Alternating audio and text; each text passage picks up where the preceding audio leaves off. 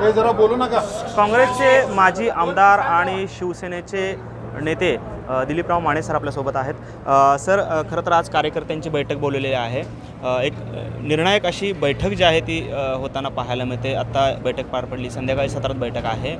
काय नक्की एकंदरीत सूर या बैठकीमधून पाहायला मिळतो? आपण काँग्रेसमध्ये यावं असं कार्यकर्त्यांची इच्छा आहे। खरं तर तुम्ही काँग्रेसचे माजी आमदार देखील राहिलेले आहात। काय बैठकीचा सूर आहे, काय वाटतं? बरेचसे कार्यकर्ते होते, आपणही सकाळपासून पाहिलात की बऱ्याचशा लोकांचं, सर्व आमच्या कार्यकर्त्यांचं, सर्व प्रमुखांचं मत होतं की काँग्रेसमध्ये परत यावं आणि लोकसभेला, विधानसभेला आपण काँग्रेसची प्रचार करूया।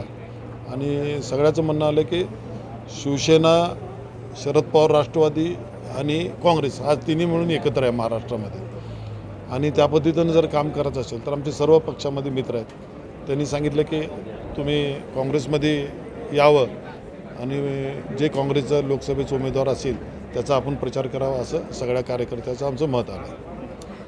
खरं तर गेल्या अनेक दिवसांपासून आपण कोणत्याही पक्षात फारसे सक्रिय पाहायला मिळालेले नव्हतात। खरं तर शिवसेना हा तुमचा शेवटचा पक्ष होता ज्यातून तुम्ही प्रणिती शिंदेंच्या विरोधात शहर मध्यमधून निवडणूक लढवली। मात्र आता शिवसेनेकडून काही आपल्याला विचारणा होते का, किंवा आपल्या ज्या बैठका आहेत त्या माध्यमातून शिवसेनेच्या कोणी नेत्यांनी आपल्याला संपर्क साधला का की आपण पक्षातच राहावं किंवा पुढची भूमिका काय असते? नाही, शिवसेनेतला कोणी मला संपर्क साधलेला नाही आहे आणि त्या निवडणुकीनंतर जो माझा पराभव झाला त्यानंतर माझा कोणाचा संपर्क आला नाही आणि त्यामुळं मी माझं मतदारसंघामध्ये वेगळ्या माध्यमातून कामं करत राहिलो। का मी माझे आमदार म्हणूनच होतो, लोकप्रतिनिधी असल्यामुळं आणि अनेक संस्था माझ्याजवळ असल्यामुळं, मार्केट कमिटी असू दे, जिल्हा मध्यवर्ती बँक असू दे, 1-2 कारखाने असल्यामुळं लोकांचा दांडगा संपर्क राहतच होता आणि ते आम्ही कधी कमीच केलेलं नाही। पण आज सेना, काँग्रेस आणि शरद पवार गट हे एकत्रच असल्यामुळं पण त्यांची काय विचारणा झालेली नाही, का तर त्यांचा इथं उमेदवार लोकसभेला नाही आहे शिवसेनेचा, त्यामुळं कदाचित ते विचारले नसतील। पण वैयक्तिक मतभेद उद्धव साहेबांशी किंवा त्यांच्या विचाराशी माझं नाही आहे, माझं फक्त स्थानिक होतं आणि आपल्याला काय जास्त म्हणजे तिथं मी रमू शकलो नाही, पण त्याचा विरोध कुठला नव्हता। त्यामुळं आम्ही महाराष्ट्रातलं राजकारणाचं एवढं उलथापालथं झालं त्यामुळं आम्ही शांत राहण्याचा विचार केला।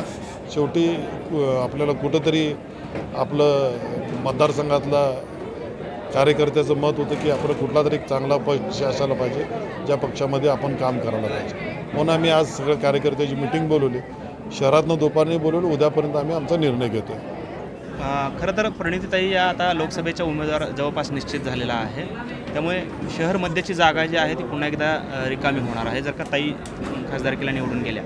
तर जर का समजा ताई खासदार झाल्या तर मग आपण शहरमध्ये लढवणार की दक्षिण मतदारसंघ लढवणार, काय पुढची भूमिका असणार आहे? किंवा प्रणित या खासदार होणार आहे ते 100%, पण मी दक्षिण सोलापूर तालुक्यातूनच निवडणार आहे। मध्यमध्ये ते प्रणितताईंना, सुशीलकुमार शिंदेना, श्रेष्ठींना त्यांना तो अधिकार आहे, ते कुणाला देऊ दे। माझं जे काय मला मतं पडले तिथं पण आपण मदत करू, पण माझा मतदारसंघ दक्षिण सोलापूर तालुक्यात नक्की राहणार आहे। आपण पाहिलं की खरं तर प्रणिती शिंदे या निश्चितपणे खासदार होतील, मात्र माझा मतदारसंघ जो आहे तो दक्षिण सोलापूर हाच असेल अशी एकंदरीत भूमिका जी आहे ती माजी आमदार दिलीप माने यांनी घेतली आपल्याला पाहायला मिळते। कॅमेरामन अनिल कांबळेसह सागर सुरवसे, TV9 मराठी, सोलापूर।